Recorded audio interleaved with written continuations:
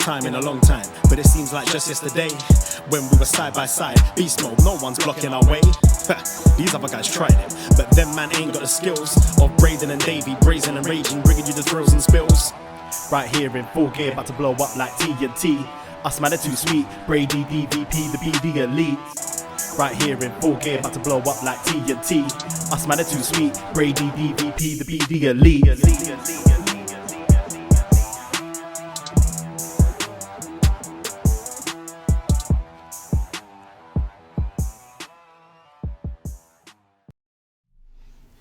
Hello. Hello, hello, hello. Braden Herrington here with Davie Portman for BDElite.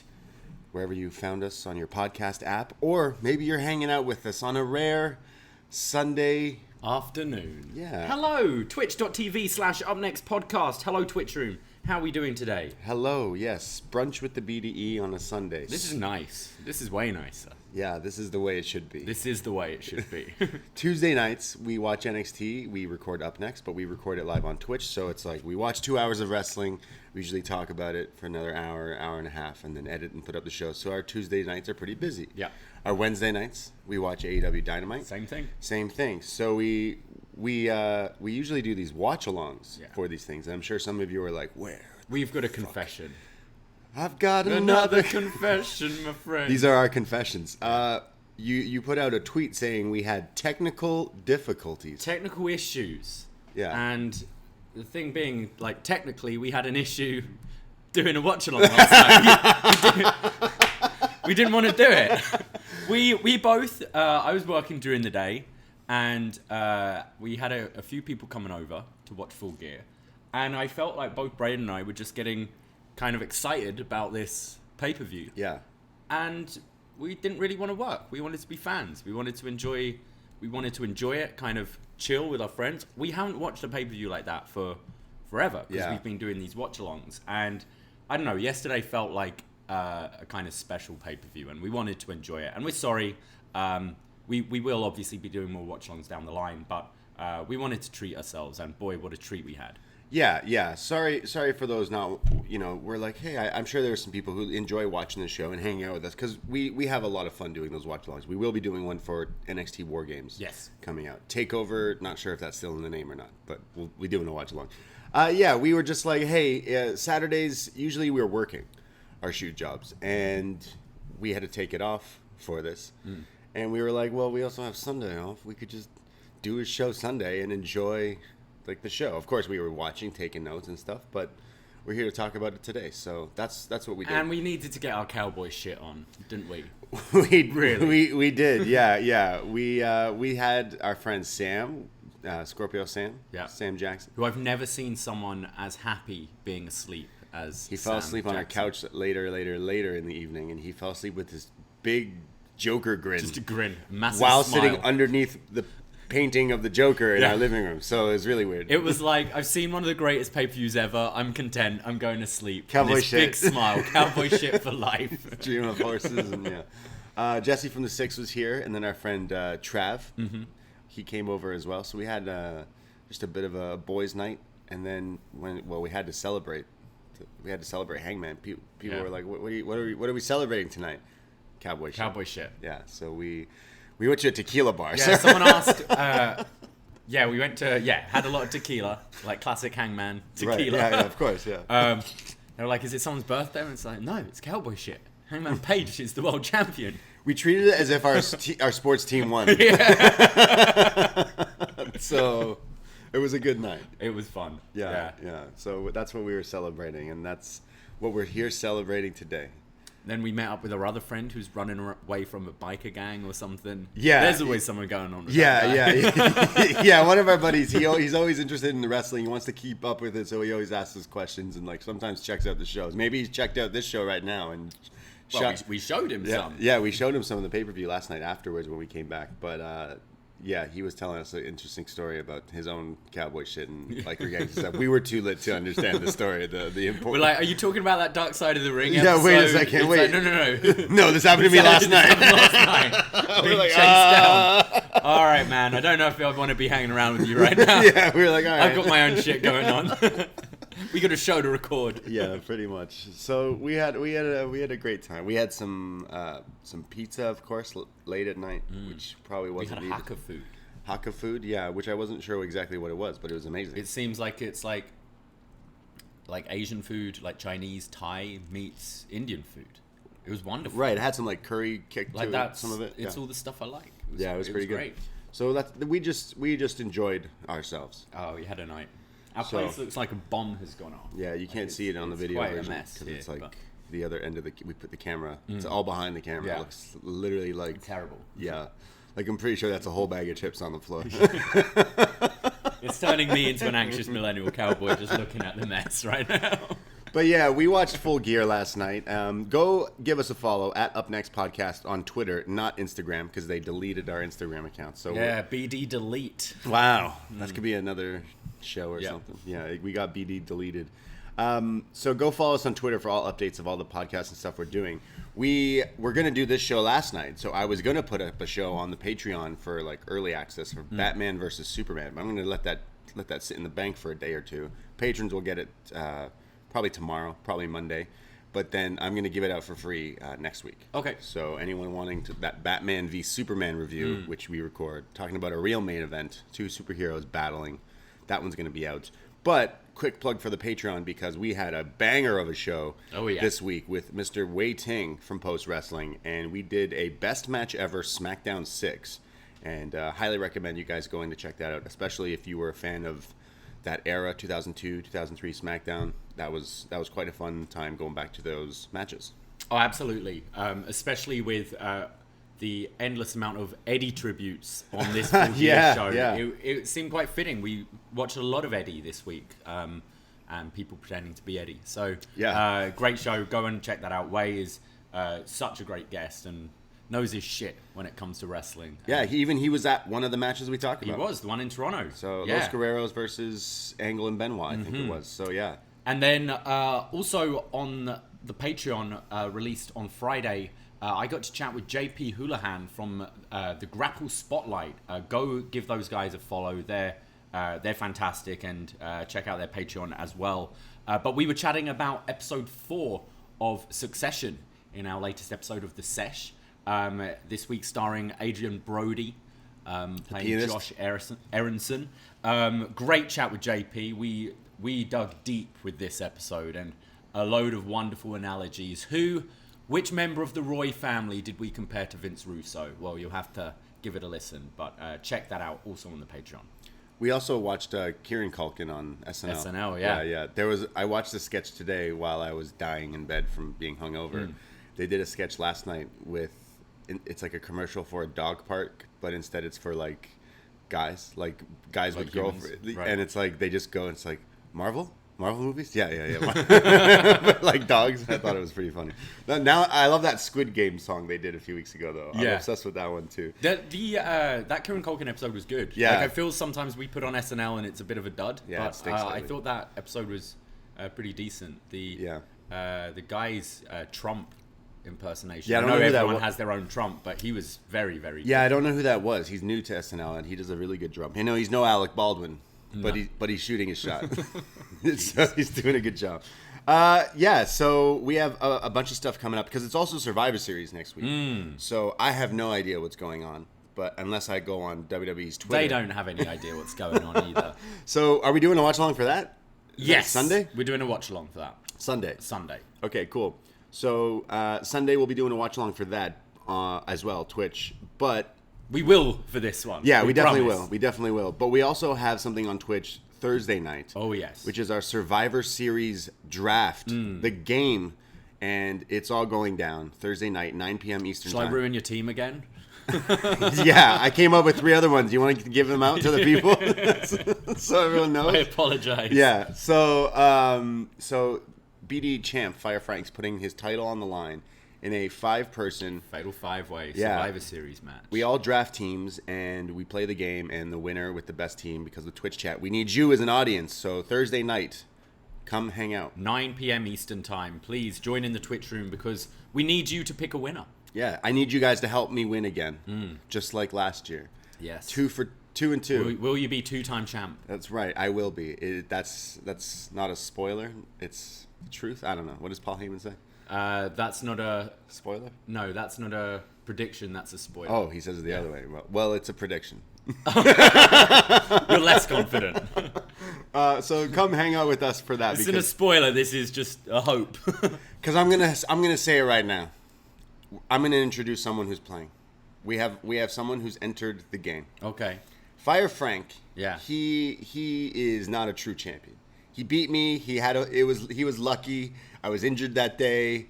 I smoked a different strain. I wasn't in the right mind frame. So now I'm coming in. I'm proper. I got the sativa. I'm gonna be ready for this fucking game. But then I see people in the Up Next community, the post wrestling community, and they like to chat shit. Obviously, we're wrestling fans. All we do is talk shit. But there's this one fucking guy who talks so much shit. And if you're a longtime listener of any of these shows in the past little while, you know it. He's online. He's on the Twitter. When am I getting my chance? Favoritism. You're giving all these other people chances. When am I getting a chance? He retires more times than Terry Funk and Leo Rush. Yeah. I'm putting my jerseys in the rafters. No, it's not. You want an opportunity to have a jersey? It's going to be this Thursday, because playing in the BDE Survivor Series Draft 2021, it's going to be me, it's going to be Frank, it's going to be Brandon from New Jersey. Wow. Yeah, we're going to fuck him up. Yeah, he will retire. I can't wait to see what his team is going to be. Yeah. I'm sure it's going to be nuts. Bunch of laughing characters. Doink the Clown. I should not give him ideas. Seth Rollins, he's a bit of a laugh. Yeah. Yeah. The Last Laugh Survivor Series team. Yeah, that's probably what I'll do. Who else laughs a lot? There's a lot of people with a bad laugh in wrestling. Right, yeah. Well, we'll see if he makes Ted that team. DiBiase. True. He likes to laugh. Yeah, you're just giving this guy ideas now. Am I ruining your Yeah, other you're team? ruining my other team. Stop it. Stop talking. Just really want to play the game. Oh, yeah. Damn. So that's going to be another person who's joining in. So Brandon from New Jersey going to be playing the Survivor Series draft. That's this Thursday as well. Oh, and one final show for the Patreon. We have a review from the 6th. Survivor Series 2001. Yes. Coming out next week before Survivor The Series. 20th year anniversary. Of the Alliance. Yeah. Can't wait. Long live the Alliance. Kurt Angle fighting for WCW, ECW. Like right? that Alliance team, isn't it? Like Kurt Angle, Stone Cold, Steve Austin. Who else? Kurt is knew, Shane though. McMahon. Like in 2001, Big Show. Kurt was like, yo, one day I'm going to be back in ECW. Yeah. So I got to support for life. So, yeah. Damn. Can't wait to talk about that show. Does Big Show turn in that show? No, I think doesn't Jericho? Jericho turns? Jericho Whoa, turns. spoilers. It's Yeah, been a while. I think so. Damn. I think Can't wait. Test wins immunity, if I remember right. Yeah. Shout out Test. Shout out Test. Good Test. Toronto's own. Yeah. So we talked about some Dynamite on Wednesday night, the go home show for this show, and it was pretty awesome. I thought they did a really good lead up to this. I didn't watch Rampage. I'm sorry to admit that, but I did watch a lot of the, like, is it Road to whatever? Yeah, these Countdown and all that. Yeah, all these videos for all these matches for the pay per view, and I thought they were awesome. I thought they made me go, okay, you got my money. I'll pay anything to watch these matches. Yeah, I think something like Eddie Punk, they've done very, like, little build with, but the little they've done is a lot, if you know what I mean. Yeah. That pull apart segment was kind of all you needed, and then just flesh the story out with these, like, Road to Countdown shows, like fleshing out their history and stuff. I think this pay-per-view in particular, with that match, and especially with Kenny Hangman, which has been going on since before AEW was a thing, with the kind of BTE story with Hangman wanting to leave the Elite and stuff like that. This felt, Full Gear for me felt kind of like a culmination of a lot. Right. And yeah, those Road to videos are so good. Because, like, after a pay-per-view, it's almost like a little bit of a reset on what's going forward with programs. But these programs have felt like they've been going on for such a long time. Obviously, the main event. But I just thought they did a good job of putting it, like, all together. They, like, you watch WWE, and a lot of the times it's them, wrestlers cutting promos in the middle of the ring, saying the buzz lines, the things. It's that will all be isolated that are, and used. yeah, just being used to, like, to be used in these videos. And it's like, yeah, I get it, but you got to make the TV a bit more riveting than just doing the cookie cutter stuff. Where I feel like AEW definitely goes outside the box. Even Conti. They remember the details, right? Yeah. Ty Conti's video, like, it shows her like in the gym and sparring and stuff like that. While it's new interviews of her talking and stuff. And I'm like, man, even like that is awesome. So I thought their production team did a really good job. Yeah. Let alone to like the stuff later that are some of the videos that lead off the matches, like the main event and stuff. So their production team definitely just on point. They're going full gear. Full gear. And they're set. Yeah, this might have been my favorite set they've had. I think Tony Khan mentioned switching up the look of Dynamite when moving to TBS. He was talking about maybe changing a few things. Okay. And yeah, they went away from kind of their classic look for the set for Full Gear. I love the ramp. Yeah. Oh, it's like a monitor underneath it as well. Yeah. With all the gears moving. The stage kind of, had gears and stuff. It gave me WCW vibes, but it also gave me like Wrestle Kingdom. Sometimes the back. The high scaffolding. Yeah. I thought it looked really good. You knew people were going to do fighting stuff around it and all that. But yeah, it looked different and it looked cool. It made it different than just Dynamite every week. So again. Because I think that has been a complaint before with these pay-per-views. It's especially during the like Daily's Place era. Yeah. You just go, it kind of just looks like another Dynamite, whereas this did feel different, special. Yeah, 100%. And indeed it was, because it was a pay-per-view, which means it's very special. Well, AEW Full Gear from Saturday, November 13th, 2001. And we start off with a hot opener, maybe one of the best openers to go down. MJF versus Darby Allin. And this is two of the pillars in all of professional wrestling. The pillars that matter, the real pillars. And I thought this feud going into it was super fantastic. Yeah. And the match, well, it delivers. The whole story is MJF wants a wrestling match. He's been trying to break Darby. He's obviously MJF is savage on the mic. He's been doing these beatdowns. He's trying to break Darby emotionally and physically. And Darby's like, you're not going to get to me, so I'm going to wrestle you. This is about who is the best wrestler, because both are known for other things. MJF is known more for his promo skills than necessarily his wrestling. Darby's known more for his stunts, I'd say, more so than his wrestling.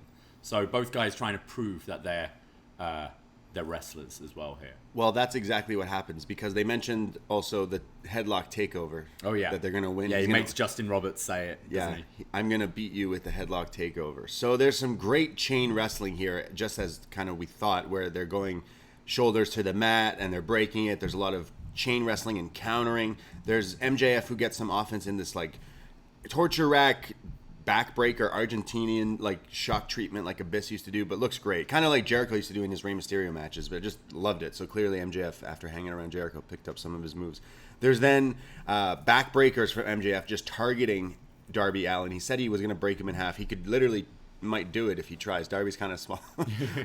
There's a lot of biting now up top. There's a headbutt from Darby, but MJF hits him with a powerbomb to the like spine. Again, kind of not a move you usually see, but looked nasty for a near fall. There's Darby who gets punched while he's on his knees, and he bends back, and then he bends his body backwards, almost like an exorcist or something. It's kind of like Suzuki does, where he absorbs it and sort of sits back up and is like, no, give me more. You got to be flexible to do that all the way back. Like, dude must be doing yoga. He gets punched, and then punched again, and he keeps doing it, and MJF gets a little shook, so he pokes him in the eye. There's then a huge powerbomb spot where it's like a sunset bomb, and this is when MJF then goes for a sharpshooter, a scorpion deathlock because of Sting, which pisses off Darby, who eventually gets out of it and puts MJF in the figure 4, which was a pretty cool back and forth there. There's then a tease of a tombstone off the top, but instead MJF hits him with a tombstone on the apron. Ouch, but crazy. He tries to pin him, but he kicks out. Which is, like, Darby's been targeting the knee of MJF throughout as well. Right. So, obviously, driving someone's head into the apron is going to damage them, but this is fucking up MJF's knee even further here, because he's landing on the most difficult part of the ring. Difficult. with his knees. There's all these back and forths. There's like counters. There's the coffin drop to the outside because he's going to hit him in the ring, but MJF rolls out, so he just hits it to the outside. That definitely looked like it hurt him more than it hurt MJF. To the floor, yeah. Yeah, ouch. There's Wardlow and Shawn Spears who run down the ramp, but they're stopped by Sting, who beats them up with his bat and the chairs, scaring them off. Back in the ring, there's a roll-up for a near fall, and MJF grabs Darby's skateboard and gives it to Darby and says, come on, hit me right here in the middle of the head. Hit me. Come on, hit me. I know you want to. Darby is reluctant, so he gives it to the ref, like, get this out of here. All while the ref is getting rid of it, MJF reaches into his trunks, pulls out what could only be described, I guess, as his ring. His diamond ring. Corks Darby in the head, puts the ring back in his trunks.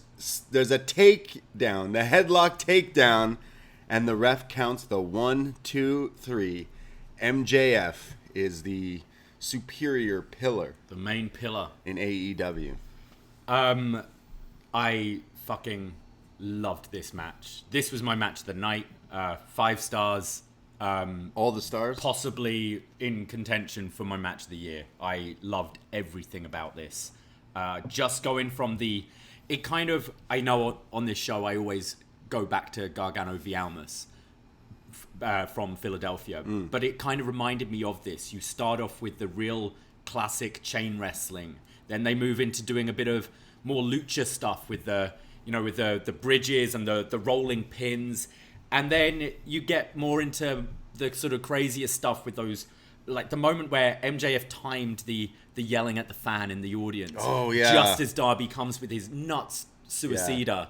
Yeah. Someone goes, the best one. You wish you were Flair? And he goes, shut it, fat boy. And then turns around and right away. The timing was perfect. There was no waiting for Darby to do it. Like it took you by surprise. Yeah.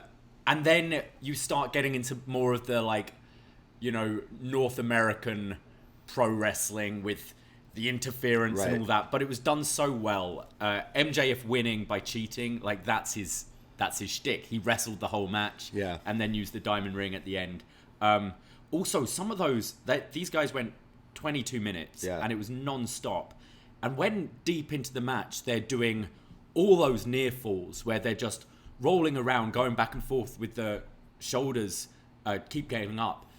The stamina you have, because I get nervous watching it going, one of these guys just isn't going to be able to kick out because you must be exhausted. This is when they're spinning round and round. Yeah, they were doing the ball turning round. They were doing the bridges out of it. It was making me dizzy. It was. I couldn't imagine you go, how are you still able to have the stamina to do this and go? And this is incredible. I fucking love this. Both guys absolutely proved themselves as wrestlers. Oh, for sure. This. I think MJF's the right choice. I think now, at some point, MJF Hangman Page is the destination. And I love you've already got that history with MJF beating Hangman for the ring a couple of years ago. So Darby will be fine. What a match. Yeah, no, I absolutely love this. I'm someone who I know MJF is top on the mic, definitely untouchable in these days. No one comes near in some of the stuff that comes out of his mouth. But I'm still kind of hesitant on his wrestling, but maybe it's because his last pay-per-view was with Jericho, and the pay-per-view before that he was with Jericho, and it's maybe that's kind of gave me a little bit of a stink. I think so. This was his best match I've ever seen. The matches I've loved. I've really enjoyed him against Jungle Boy. I've really enjoyed him against Sammy, and I really enjoyed him against obviously the Pillars tonight, against the Pillars. And I think he was with Jericho too long, and you kind of. He doesn't wrestle a lot on TV either. Which is good. Which is a good thing. It keeps him fresh. So you kind of do forget that he's a very good technical wrestler. He is. And he can do acai moonsaults and stuff as well. Yeah. He's got great balance because he's landing on his feet for counters and stuff like that. He's very good. Underrated in the ring. He's selling as well. Just before this match, I was when we were watching it, I was this one should be good. I'm still not sold on MJF. He needs to step up today. And then this match happened. I was he's fucking great. And Darby too. This was probably both the best I've seen from MJF and the best I've seen from Darby. So. This was your opening match. It felt like Brett Owen, like your Yes, hot yeah, like absolutely. opening match that instantly like okay, like we went to Grand Slam and they opened with Kenny Danielson and we're like okay, but like that wasn't a pay-per-view. I think this is the first time we've heard MJF chants as well. Darby Allin is crazy popular, and he won over this crowd because there were dueling chants of Darby Allin, MJF. He's great with the little things as well. He was doing this in the match against Sammy, the just selling of the knee, and all of his moves. Like there was a moment he did like a short super kick to Darby when he was on his knees, and that like tweaked his knee even more. And he's what, like 24? He's something ridiculous. He's ridiculously young, this guy, isn't he? Yeah, if he can like stay healthy, like both these guys, the future's bright because these two are only going to get better. Yeah, future world champs for sure. MJF definitely proving he belongs in a. He's 25. That's crazy. Yeah, definitely the best I've seen from these guys, and put my this could be match of the night. This could go down for someone's match of the year, and you wouldn't argue at all. So bravo to these guys, definitely killing it. And the crowd were spent after this. Yeah. As were we. I had to go for the smoke 9 right away. more matches. Like, fuck, okay, all right, we're in for a treat. But yeah, the pillars of professional wrestling, brother. They're killing it in AEW. These young kids, these young pups. He's just going to be gloating, and it's going to be great. Like, you needed him to win because that's what he's going to talk about. He's beaten all of the other pillars, so he can use that for the rest of his career. Well, we go to our next match, which is the Lucha Brothers putting their AEW tag titles on the line against FTR, who became the AAA tag champions. So it's not title v title, which I think maybe it should, but it turns out they're actually rematching this in AAA in a month for the AAA titles. So maybe they'll get them back there. But Lucha Bros, FTR. What did you? The Lucha Bros entrance was. They had like soldiers and like people on the ramp, armed vehicles coming out and all ducking down when their pyro went off. Yeah, because there's a lot. It's of cool. pyro. I like it. Yeah. Like they're having these big entrances for the pay-per-views. And then we got FTR with Don Cherry. Yeah, totally with their 80s music. They come out and it's on. There's some crazy back and forth between all four of the guys here, but this is a tag team match. There is ropes and tags, as FTR likes to tell us. There's a crazy double team from the Lucha Bros that are like this upside down lifting cannonball spot to beat up both guys who are in the Tree of Woe. Cash Wheeler ties Penta's mask to the ropes at one point, and the ref is like, "Hey, that's not cool. Let me help you out there, Penta." Which the crowd boos because they're like, "Yo, he's stuck. Don't touch him." But I thought that was funny. The ref doesn't see a tag, so thinks Rey Fenix is not the legal man as the baddies beat down on Penta. But finally, Penta tags in Rey Fenix, who comes in and shows everyone that he's not a human being with rope running, Pele kicks, a triple jumping move. Whenever he does this rope run, he just takes their face off. Yeah. I don't think you can like hold back when you're running a rope, kicking someone in the face. Because it's Dax here, I think, just eats it. I bet Rey Fenix is a good soccer player. I would think so, because he's got some kicks. Yeah. Because Cash Wheeler's head was speedy as well. Fucking rafters. There's this like brainbuster and a series of kickouts. This is when FTR gained control again. They're doing a little tip of the hat to American Alpha here with that back suplex double team. Yep. Gable like the lift Jordan. into the... Yeah, the one guy, it was their finish. The one guy throws you in the air and the other catches you and back suplexes you. So I thought that was pretty cool, but it was only a near fall. Dax does the Eddie Guerrero strut, the first of the night. Trying to get that heat. Doing it for Mexico, right? Yeah, they have Mexico on their one knee pad, which is funny. Penta reverses and does his own Eddie spot and does the Three Amigos, and then Rey Fenix hits the Frog Splash. But FTR hit the Mind Breaker. There's a series of back and forths. There's the crazy spot. Penta goes for the package pile driver, and Rey Fenix off the top rope. The fear factor. Yeah, then he'll jump off the top and hit you with the double stomp to your butt and do that. While he does this, he jumps off like the butt or Penta while hitting that move, and then jumps onto the other guy. With a crossbody. Like, what? Crazy. This was like in Mario when you jump off one shell to get to the other thing. Yeah. It was like this. Someone needs to put the sound effects to fit this. Like, boink. It's crazy. This is nuts. Like, this guy is just not human. But it's broken up. This is when things get a little weird because there's Cash, who's kind of beat up, goes under the ring and finds the mask that they wore when they were the frogs. What did they call themselves? The Superanas? Yeah, and he puts the mask on, and it's almost like they're trying to do a Killer Bees thing with the masks and who's Twin legal. magic Yeah, sort of thing, something like that. But I don't know if it was coming across as well, maybe, because I was a little confused. And then they just hit the other move. Like, is that called the Fear Factory? The, like, driver combo assist thing. And they get the pin. So, the Mindbreaker? No, the one where it's like a Tiger Driver. Oh, sorry, Penta and Phoenix. Yeah. Yeah. They hit this move and they get the win. Oh yeah, like the spike assisted spike. Yeah. And Lucha Bros retain the titles, but I was a little confused at what was supposed to happen. I think the wrong man was pinned, right? It was Dax was legal, Cash was in the mask, and Cash got pinned. And so I assume this is going to continue. This is like FTR now have a gripe that, hey, Dax was legal, like the wrong person was pinned here. We're going to get a rematch. I don't think, like, there was nothing from the ref, like Rick Knox after. It wasn't like he was like, wait, oh. Yeah, so yeah. they weren't, I didn't feel they were spelling it clear enough to us. And especially, we have the benefit of commentary. The crowd don't. So I think visually they needed to make it a little clearer to the crowd that maybe the wrong person was pinned. But I thought it was a flat finish. Yeah. And I don't like having these kind of finishes necessarily for a pay-per-view. If this was like a Dynamite match to set up for a rematch at pay-per-view, I'd be okay.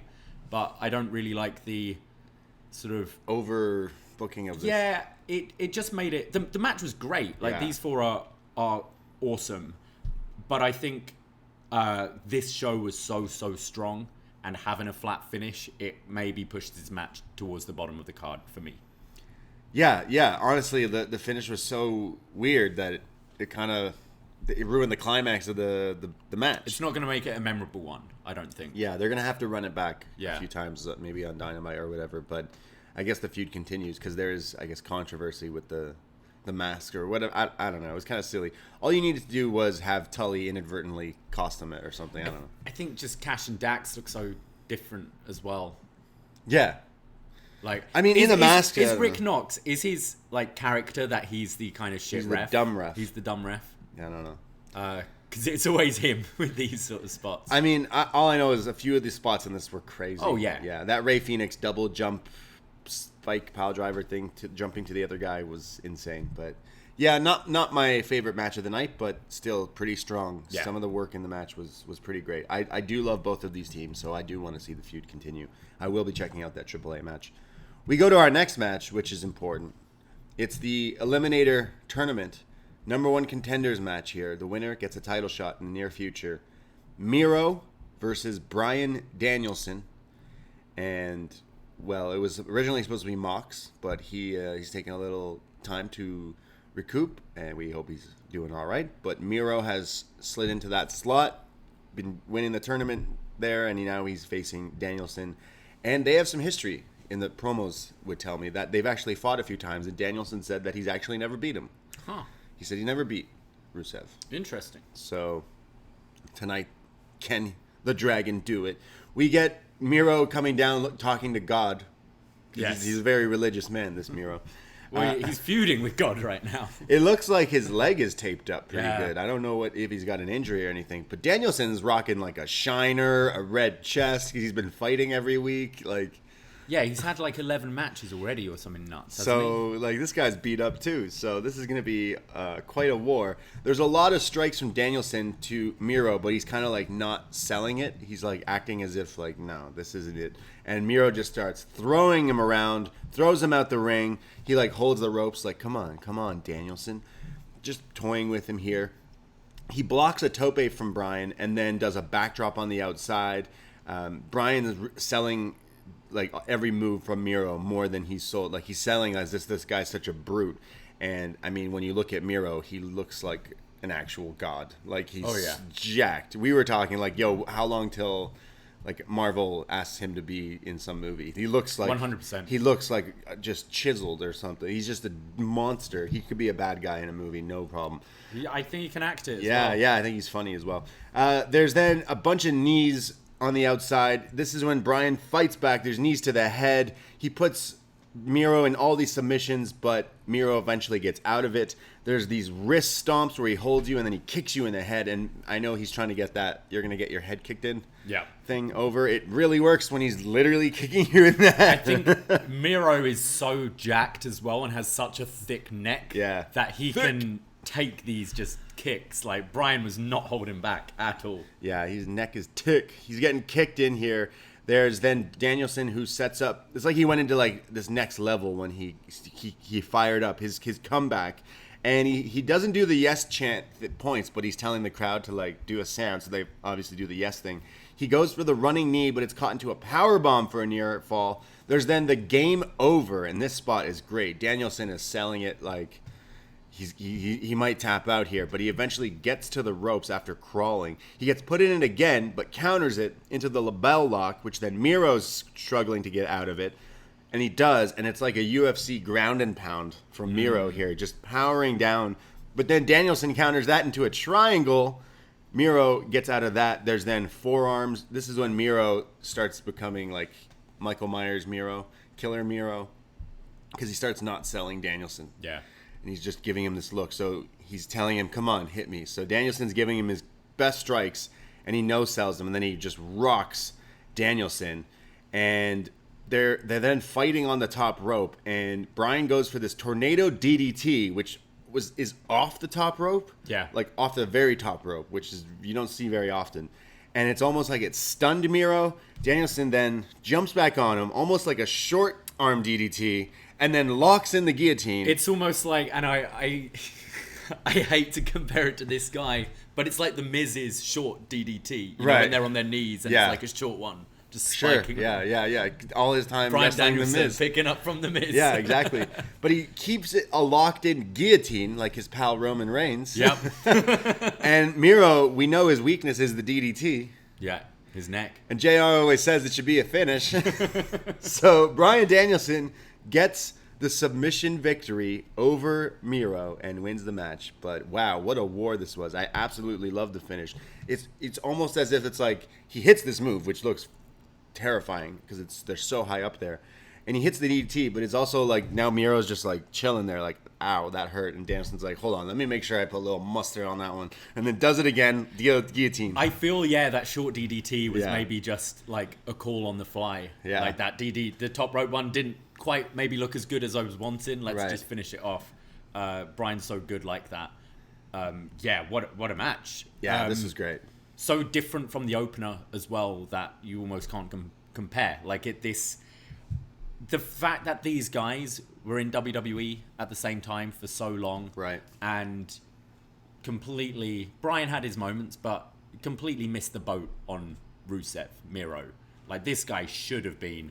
You look like, I don't see what Vince wouldn't see in this guy. Like, a big guy who can talk, who can wrestle, who can do a foreign heel gimmick if you want to do that, because we know you love your tropes. Like, how did they miss out on this guy? I feel Miro's had some good matches in AEW, but I feel both of them maybe wanted to prove themselves. Like, this is what you could have been doing over there all those years. Miro definitely wanted this. Miro brought it. I was getting real, like, just like strong style, King's Road vibes here. Just both kicking the shit out of each other. I think both wanted the other to really bring it, and they did. Yeah, I love this match. This was great. It felt like we got to show what we're made of. Yeah, what we can actually do other than like silly gimmicks and Vince McMahon shit over there. Brian's so good at all the little things as well, to just make it seem real. Like when he had the label lock in, because of the sweat and stuff, you could see his hands were slipping, and it wasn't locked in as tight as he'd like. It looked a bit more like a Cena STF, it looked loose. Yeah. And he just starts fish hooking him to like get his hands back into like a solid grip. Yeah. And it's things like that. It's like, it looks real. When Miro was going for the game over, instead of most people like would get the stomp on the back and then you just let Miro hook your arms, he'd hook one arm, he'd be like, no, and he'd put the other arm forward, and then he goes to hook that arm, and it means his other arm's free, and he's kind of struggling with it, as you would do. Like, no one's going to let you just put on a submission. Right.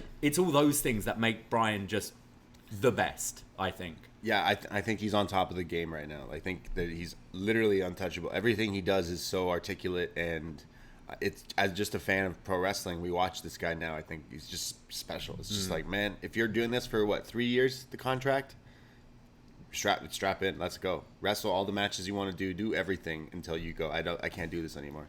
I feel Miro needs to now be just mad and attack on Dynamite. Yeah, there's someone he should attack. There's someone he should attack for sure. Yeah, because earlier in the night they announced that Orange Cassidy's giving his friends, the best friends, the night off, and he goes, "Who was that team I'd recently joined?" And they're like, "Chaos."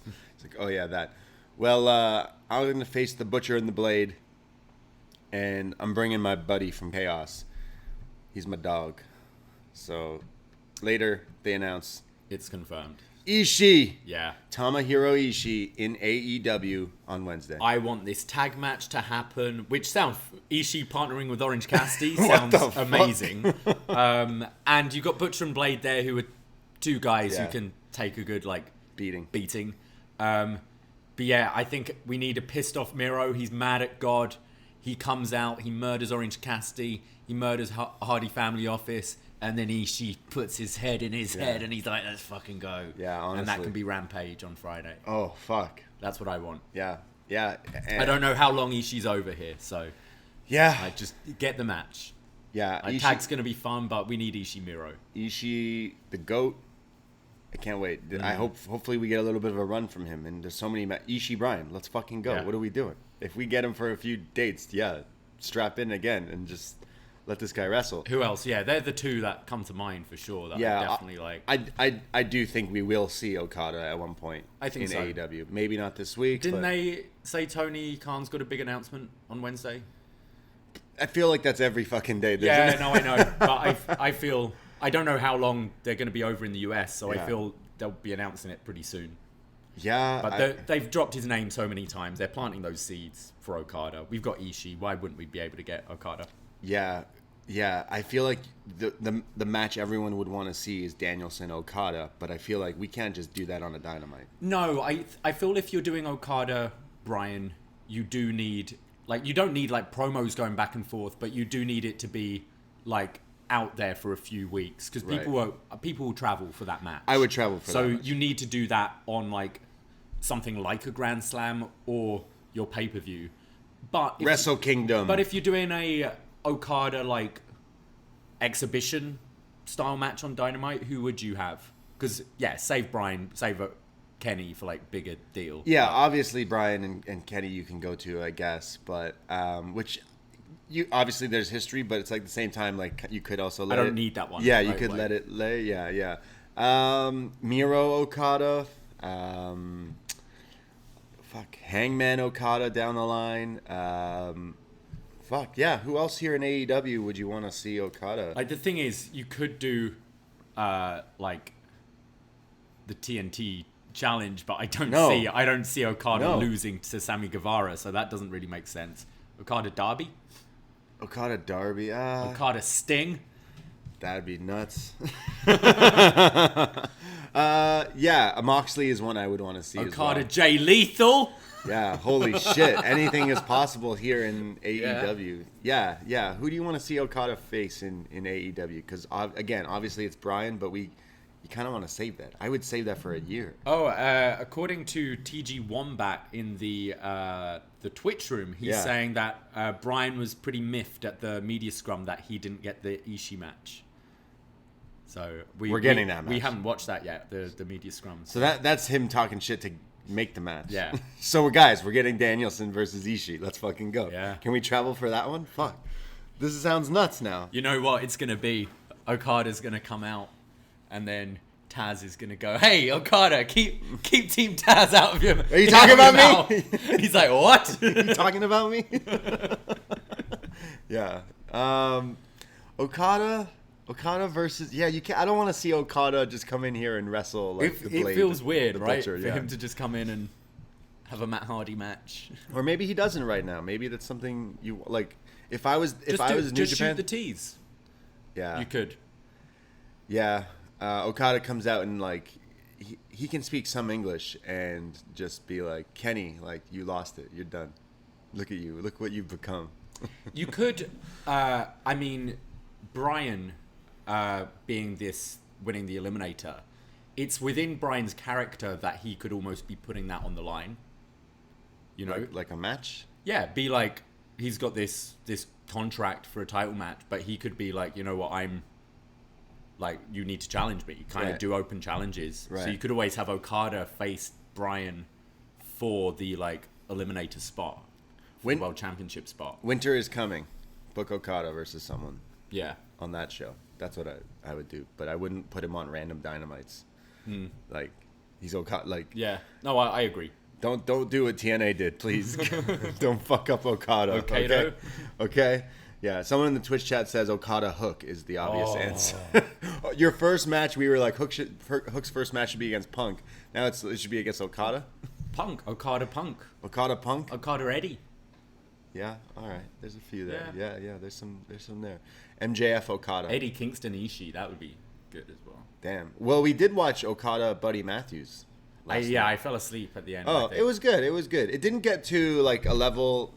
I thought I didn't like. It wasn't match of the night considering I watched Full Gear as well. But it was all right. We could be seeing him on Dynamite. He could join House of Black.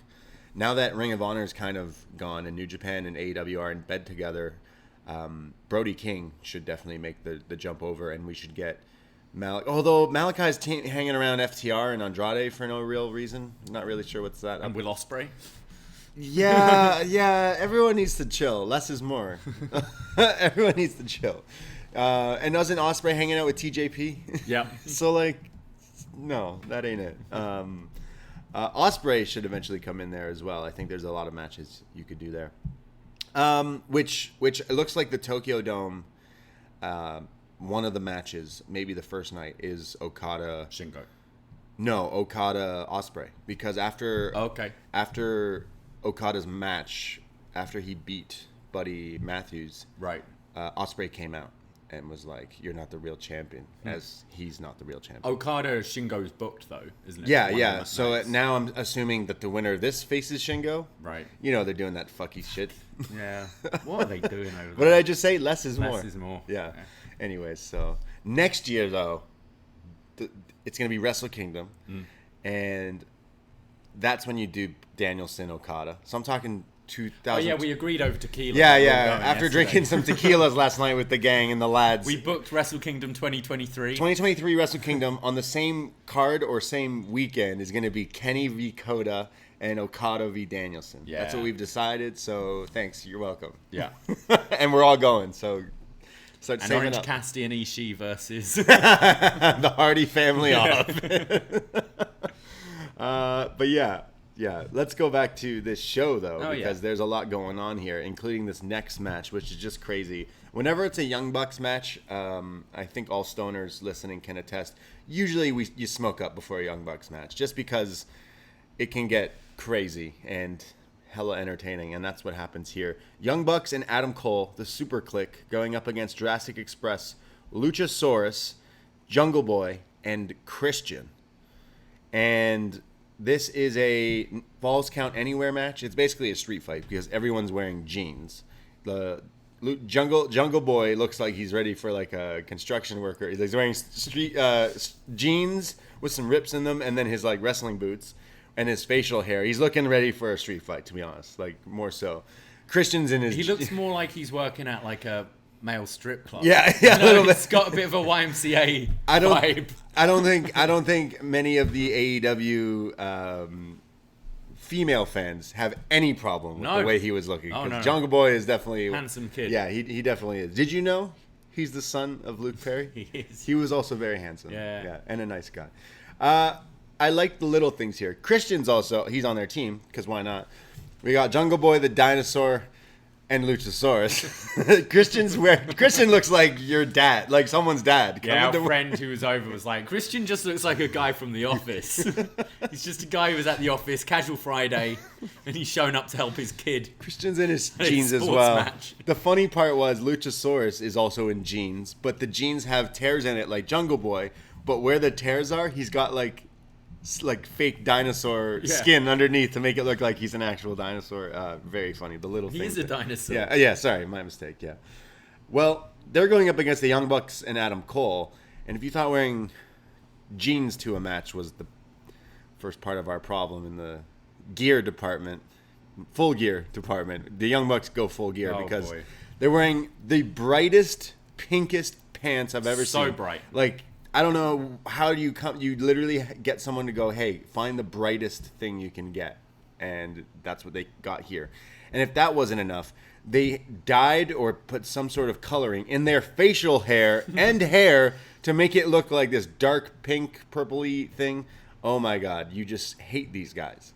They just ooze the heel machismo there. Oh yeah, disgusting. They're absolutely disgusting. They terrified me, and it's great. Man, they're so good at being sleazeballs. And then Adam Cole comes out separately. He looks a bit more reserved. He looked great. Yeah. Like black and pink. Bret Hart Jacket, and yeah, he looked good. He looked really good. It's a subtle shot at Shawn Michaels. Look, Shawn, I'm wearing Bret's colors.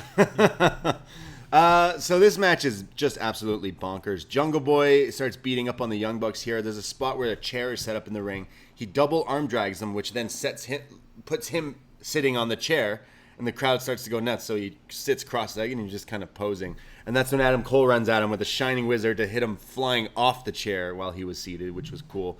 Jungle Boy comes back, though. There's a series of topes. There's some double teams onto a chair. Adam Cole is just bleeding. He is leaking blood here. Just, I don't know what the hell. It looked like he literally dipped his face in red paint. He was like, "What? We're allowed to blade here? In this company, we blade. Let's fucking go." Yeah, he was all cut up. He's got to show up Britt.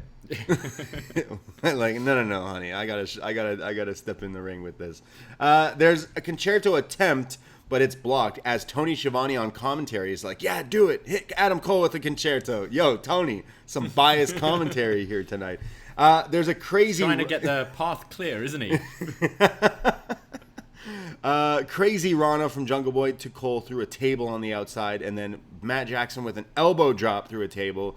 They're then fighting through the crowd, and I can't believe Christian, who's like, what, 46, 47, something like that, isn't he? He does a dive off part of the, like, crowd complex area. Like the concourse. Yeah, concourse area, yeah. It, like, what? Out of all the guys to do this spot, I was like, bravo, dude. Yeah, he's the one...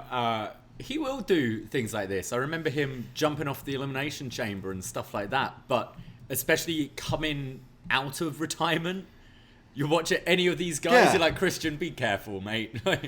But look great. Like, good for him. Outwork everyone. 47 years old. Yeah. And he doing this dive. I thought this was pretty good. He lands on all these guys on there. Meanwhile, Adam Cole ringside hits like a snowplex, like a wheelbarrow suplex to Jungle Boy to the apron. Kind of like Kevin Steen, which looked like it would really hurt. Then the SuperKliq grab Jungle Boy. They have a sack of thumbtacks. They put them in Jungle Boy's mouth, and then they do the SuperKliq kissing spot, and then double super kick Jungle Boy in the face while he's got the thumbtacks in his mouth. Yeah, this is where wrestling is weird, because I've got in my notes the thumbtacks mouth kiss spot. If I say that to anyone else, they're like, what? I don't know what you're referencing. Say a wrestling fan, you know the thumbtacks mouth kiss spot. You'd be like, oh yeah. Yeah, wrestling in explain 2021. To your mission today, guys, this week, when you're explaining, like, oh, someone says pro wrestling, like, this fantastic wrestling show. Yeah, okay, so these guys, they're brothers, but they hang out with their friend Adam, and then they grab this other guy and they put him in Luke Perry's kid. Yeah, they put thumbtacks in his mouth, right? And then while that guy is like, I got thumbtacks in my mouth, the two brothers kiss their friend Adam each on the cheek while he smiles and goes and then they kick the guy in the face with the thumbtacks, and there's blood. And meanwhile, there's a dinosaur outside. Meanwhile, a dinosaur. It was great. You had to be there. Yeah. Wrestling's fucking amazing. And thousands of people cheer. Luchasaurus comes in. He's doing all sorts of crazy shit, kicks and moonsaults. There's then ladders being involved here. I have in my notes, what the fuck is going on? They're fighting now on the ramp. At one point, Adam Cole climbs up the scaffolding and hits a Panama Sunrise at one point. There's then the Bucks, I think Matt leaves and then comes back with another bag, and they're knee pads, but with thumbtacks on them. I like that this is kind of a running thing now. They did the like Jordans with the thumbtacks Right. All Out, and now they've got thumbtack knee pads, and you got the. I think you had Tony go like, "That's a thumbtack knee pad," and JR just goes, "Thumbtack knee pad." Clearly not about this at all. No, they all put these knee pads on, and yeah, so now their knees are like weapons with thumbtacks. They grab Luchasaurus and they hit the BTE trigger, but all three of them at the same time to the face of Luchasaurus and kind of the neck. Oh, almost. yeah. So I know he's got a mask on, but damn. And they go to pin him, and we all thought it was over. But Jungle Boy makes the save. This is all on the entrance ramp and the stage here now. And the match is continuing now. There's then Jungle Boy who is fighting them off. There's a choke slam to one of the Bucks, who then gets chokeslammed like onto everyone who's like below the stage, onto the side, and that's when like there's like Nakazawa, Brandon Cutler, and some like security guards. Yeah, and this is when Luchasaurus off the stage to the bottom of it, where all these guys are, does a shooting star press. Have you ever seen a dinosaur do a shooting star press? I have now. It's kind of ironic that the dinosaur is doing the shooting star, because the dinosaurs all looked up one day and saw a shooting star, and it was the Game end. over, yeah. So it's a good finish for a dinosaur. As he hits this, the crowd goes insane, and then the camera cuts to Jungle Boy, who all has the reaction that we had. Like, he's got the same face as everyone. What just the like, fuck? dinosaur just did this? Holy shit. This is when Christian now lays out Matt Jackson, and he's about to do a concerto, but Jungle Boy stops him and goes, "No, let me do it." So Let me kill him, Dad. Jungle Boy takes the chair, smacks him with the chair, concerto to Matt Jackson, and Jungle Boy just slowly goes for the pin. 1, 2, 3. Jungle Boy walked into this match as Jungle Boy, but he left as Jungle Man. He's a Jungle Man now. Yeah. Yeah, this was so much fun. As nuts as you think it would be. And just, I think, good position in the show as well. Kind of very different from all the matches we've had previously. I loved as well, there was a moment where Christian goes for his spear on the ramp, but he just runs forever and just ran right into a super kick. Looked great. And I like the story here of like, yeah, it's like Jungle Boy becoming a man, a coming of age story. He kind of got that edge he needed. He's now got a beard. He's now smacking people's heads in with chairs. Like he's growing up. Yeah. He's getting that killer instinct. But yeah, this was really fun. I was thinking when they announced this match, you were going to see them go backstage a lot and do a lot of stuff like we saw with that street fight before the first Stadium Stampede. And I'm glad they didn't. They kept it all in front of this crowd. Used everything they had available to them. Yeah, good fun. Yeah, this was just absolute craziness. I loved it because all 6 of these guys are really talented, and at the same time are good at this hardcore kind of style. And you would imagine coming out of this, of course, of the Bucks kind of.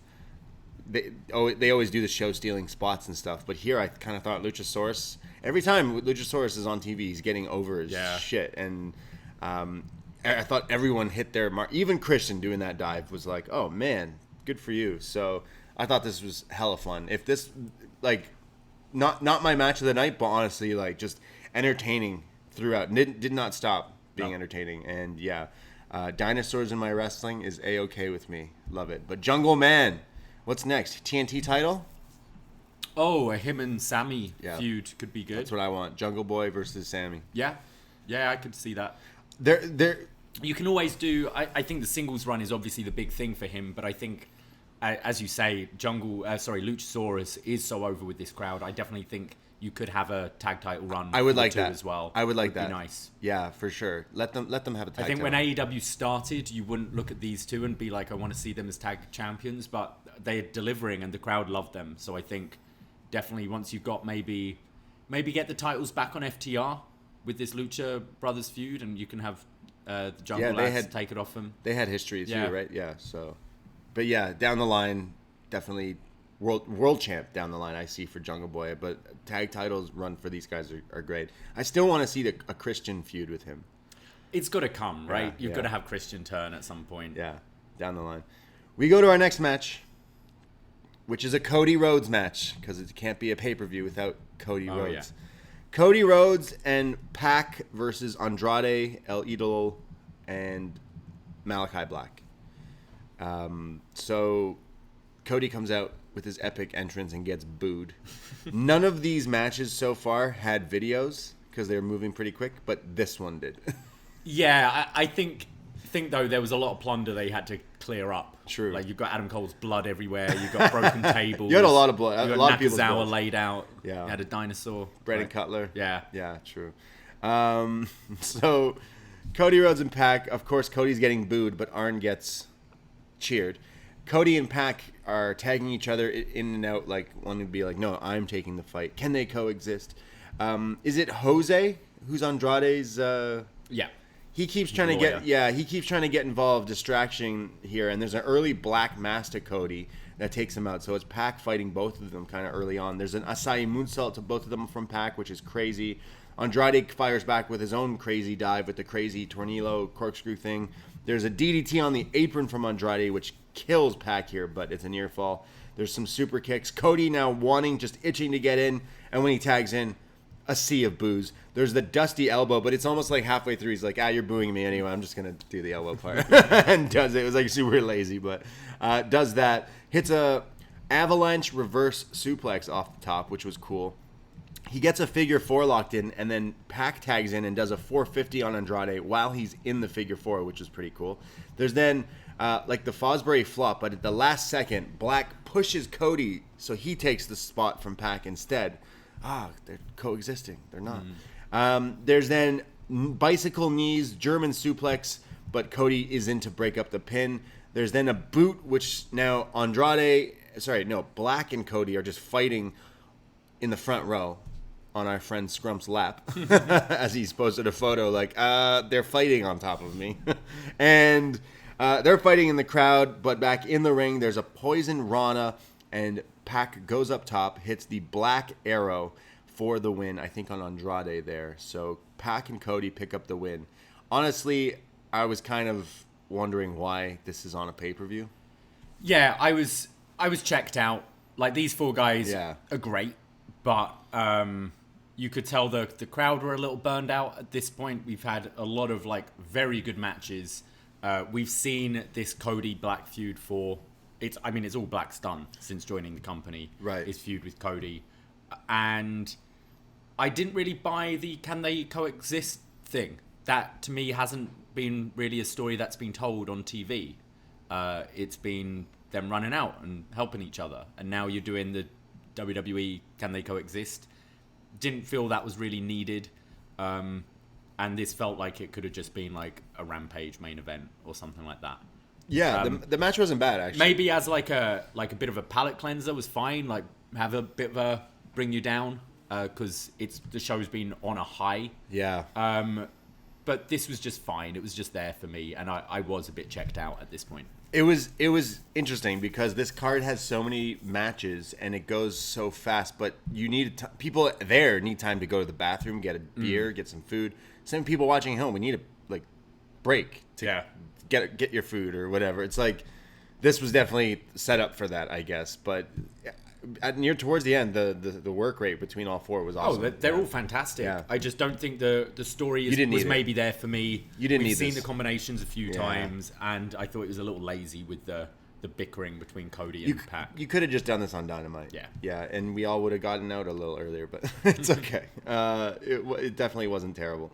We go to our next match, the Women's Championship match. The champion, Britt Baker, D.M.D, putting the title on the line against Ty Conti, who we talked a lot about through the years on NXT through the years, and then she left, and now she's in a Women's Championship match on a pay-per-view, which is pretty crazy. So shout out Tay.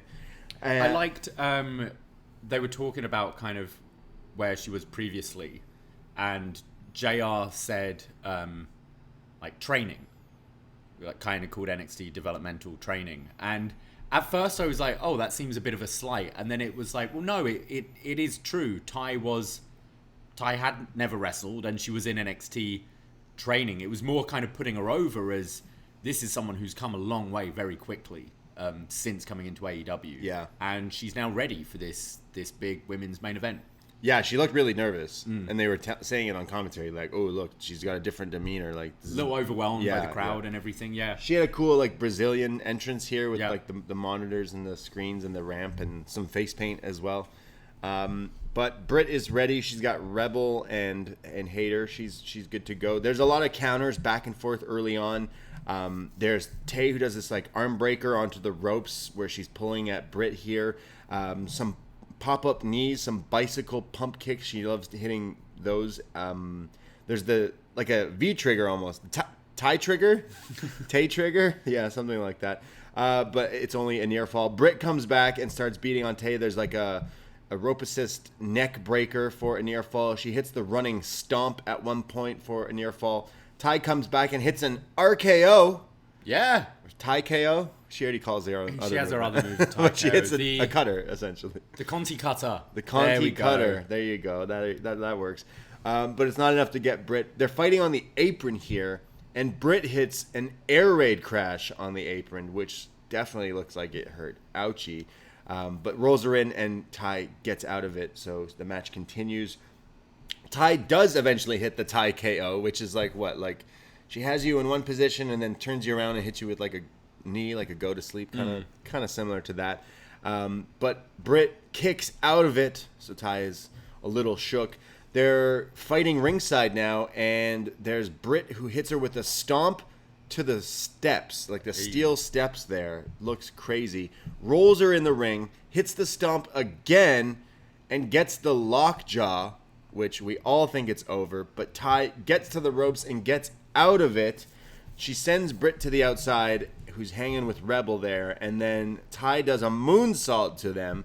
Almost looked like she did almost double rotation if no one was there to kind of... Yeah, she kind of went fully over and landed on her feet. Not the most graceful moonsault I've seen, but she did it, damn it. She could tell she was nervous before doing it as well, but she did it, so good for her. Rolls Britt in the ring and hits the Ty DDT. Ty DT? Yeah. But Britt kicks out of it. That's her finish, so she's a little concerned. She should have been listening to JR on commentary last week when he's like, you got to give it a little bit more grip there to finish that DDT. Britt gets up and counters it and turns it into the lockjaw, which then Ty counters into a roll-up. 1, 2. Britt turns that roll-up into a roll-up of her own. The ref counts 3, and Britt Baker is still your AEW Women's Champ. I thought this was a good match, and I thought both brought it, and it's really... It sounds condescending to say proud of Ty Conti, but we've watched her since the Mae Young Classic, right? We've kind of followed her career right from the beginning, so it is cool seeing them on the big stage. For sure. I honestly, this card was so stacked that I kind of felt bad for these two wherever they were placed on the show. So maybe after that tag was the best placement for this, because the bar was set so high. But I thought they delivered. I liked Britt wanting to end with the lockjaw, because I think it gave a good hope spot to Ty, where you thought, oh, Britt's gonna fuck it up here. So it made those near falls towards the end quite good, because I think coming into this, I was sure Britt would win, but they started to put doubts in your mind, which was nice. I can't say the story has really done much for me. It was very much Ty's just top ranked, and then Britt's just been like beating up. What do you mean? The story was I got a better ass than you. Well, there's that as well. They did edit that out of, of the TV videos. one. I can't say that the story was big enough for me to like be that emotionally invested in the match. But I thought they did a good job. Yeah, I agree. I wasn't super into the feud and stuff, but I thought the best Ty match for sure. And Britt, it was a solid match. You know what? I actually did think it was a good match. Britt is someone, it's kind of like MJF to me, where I'm like, you're amazing. You got this character. You can say anything and people love it. And you're so good and so believable.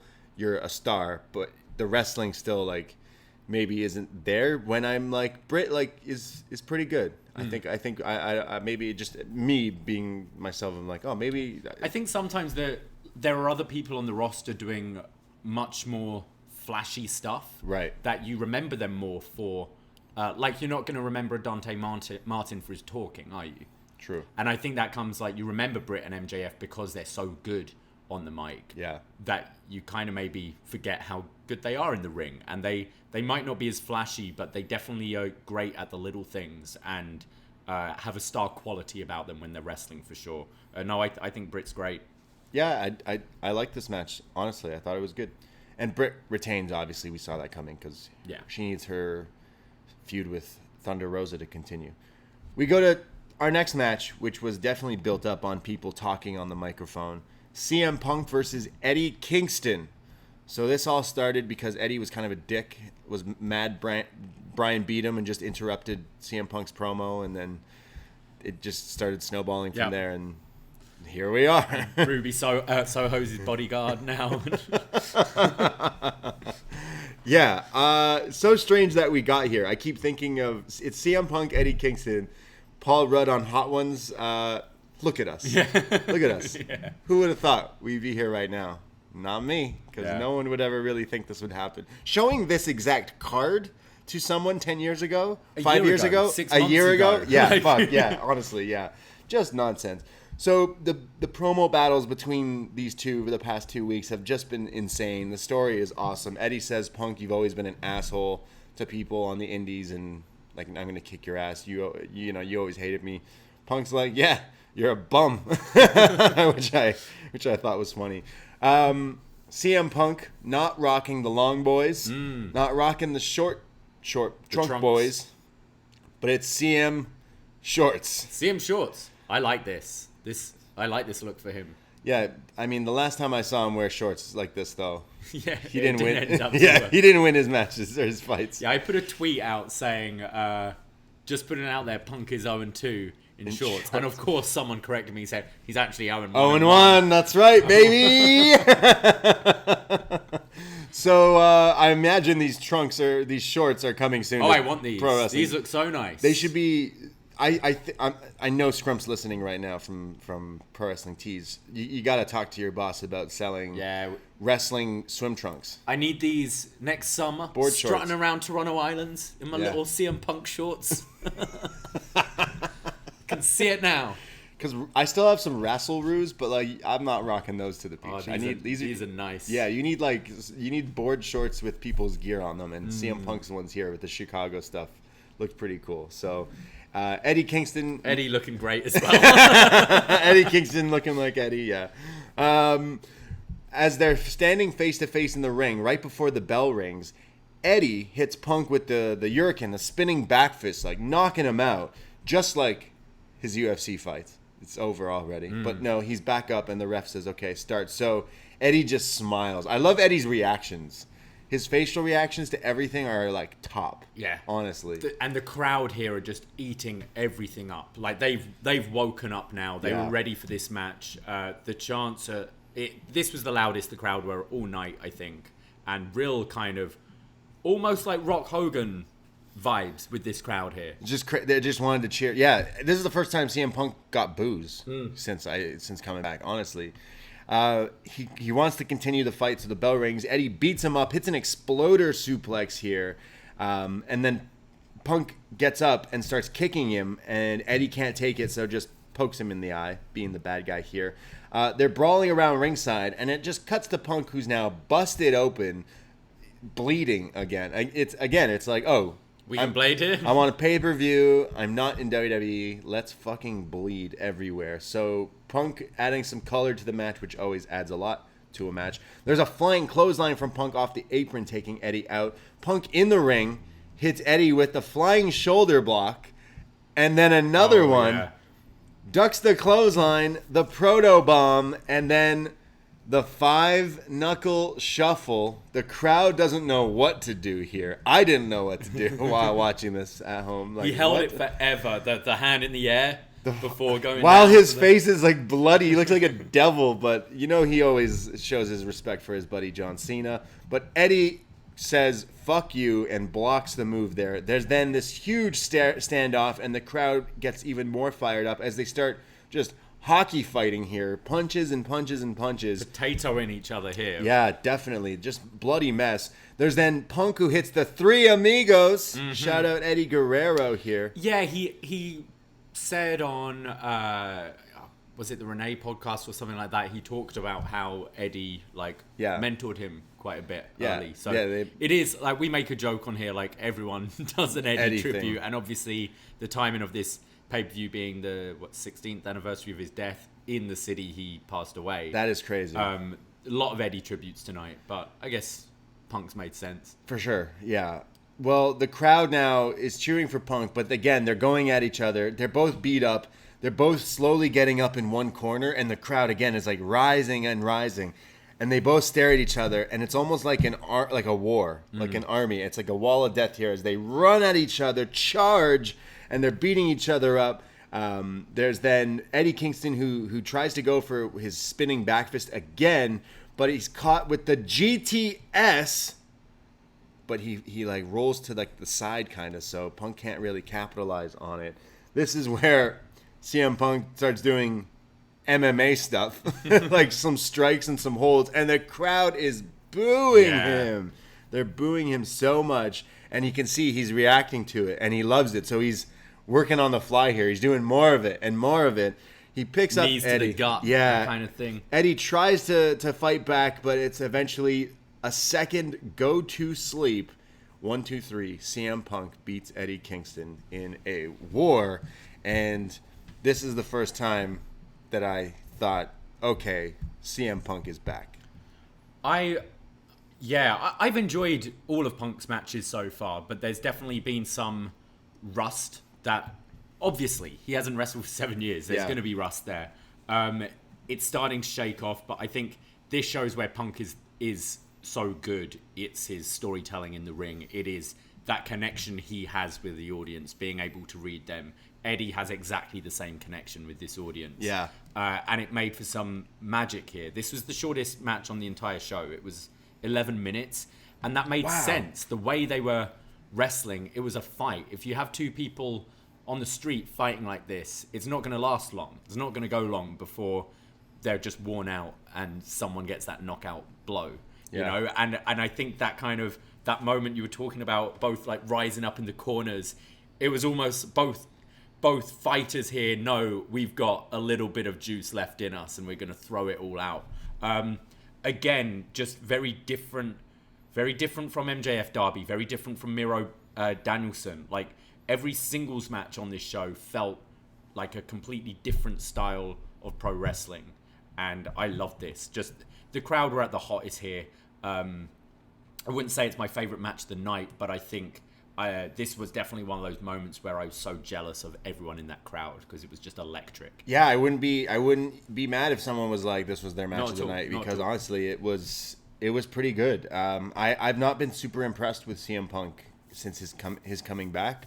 I'm like, yeah, your promos and the way you talk, I always thought he was top, but his wrestling, it wasn't clicking. Some of the Darby match definitely kind of threw me off. I was like, oh, okay, you've not done this for a while. This one felt like you know what you're good at, and he's kind of figuring out. I don't know what the John Cena stuff was for, but I still I loved it. So I think it was like Eddie was playing. Eddie's interesting, and we've got the post match where Punk offers his hand, sign of respect. Like Eddie earned Punk's respect, and Eddie was like, nah. Eddie was playing the heel in this match, and I don't want him to change because the crowd like him. It's just like, it's just Eddie. He's a dick, but we love him for it. Yeah. Like the Hurricane beforehand, like Eddie's playing heel, but almost Punk was leaning into it. The Cena stuff is him being a heel. Right? I think so. Yeah. Both here, just really entertaining feud. I saw someone say what they loved about their Rampage fight. Yeah. Was it felt like a real fight where neither guy really comes across well. They both seem a bit of a dick. Right. And it's what made it so real, and that's what this match felt for me as well. Yeah. I kind of want to see this continue almost in a way where like Mox is kind of gone, right? And Eddie and him have been teaming. I kind of wouldn't mind if these guys kind of now. I think if Mox was around, we'd have the tag. I think we'd have Punk and Bryan versus these two. Mox. Yeah. Because I think you'd have had obviously Bryan and Mox be the match tonight. Right. I think that could have been maybe where they're going. We'll see. Where do they go separate directions now? Could Eddie, like TNT Championship for Eddie is something like you could maybe see him challenging Sammy down the line. I don't know. It's with Mox out of the picture, it definitely does open up a few different possibilities than I think they would have been going. Right. But yeah, I wouldn't mind seeing it again. But yeah, I love this. It felt like old school, like blood helps and adds to matches. But both these guys are really good at this brawling style that I'm not always super into. But when it's done well like this, I was drawn in. And you said it was only 11 minutes. Yeah. Like, great. One of the best 11 matches. Yeah, the shortest, including even the pre-show. It was the shortest match on the show. That's nuts. It was great, honestly. Our next match. A Minneapolis street fight. And I know what you're thinking. Wait, didn't we just have one with a dinosaur in it earlier? No, that was a different match. That one was a Falls Count Anywhere street fight. This one's a Minneapolis street fight. Which means it starts as a traditional 5-on-5 tag match with tags, and then we go, oh shit, yeah, this is a street fight. Oh yeah, it's a street fight. What are we doing? Yeah, fuck. Okay, so the Inner Circle, Chris Jericho, Jake Hager, Sammy Guevara, Santana, and Ortiz versus the Men of the Year, Ethan Page and Scorpio Sky, and American Top Team, Junior Dos Santos, Andre Arlovsky, and Arlovsky, and Dan Lambert. Shows you how much I do know about mixed martial arts sometimes. Yeah, our friend who's a big MMA fan. Was like, this is crazy. Junior Dos Santos and this guy, Arlovsky, that's nuts. This is crazy. We're just like, yeah. Yeah, cool. All right. It's Ethan Page. Yeah. Toronto boy. Yeah, who was telling them how to do all their spots in this match. So this is a street fight, and Dan Lambert said he's going to pin Jericho in this. It is kind of weird because they do start off with like this tag rules, so it's kind of weird. It was bad. It was a bad start. Like it made no sense. Yeah, really weird. We get the wrestlers in who obviously know how to work, but then Arlovsky comes in.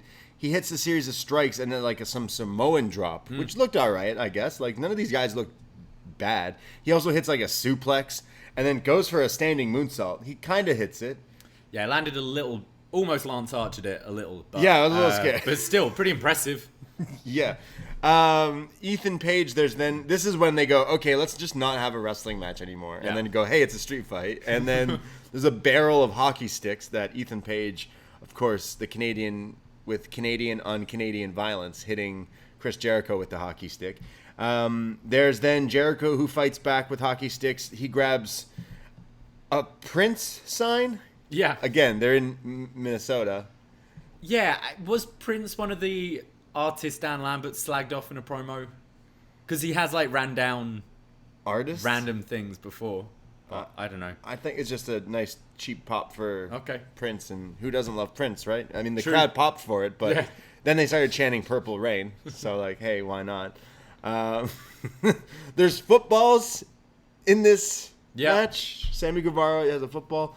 There's this double submission where Proud and Powerful have Ethan Page in like a camel clutch, and then they kiss him. They have like all these weird submissions. It was actually a really cool spot here. Oh yeah, the double submission, like double quadruple submission. Great, while the guy's like exposed, Sammy whips a football. It was like the gory special with a Boston Crab or something, right? Yeah, it was pretty cool.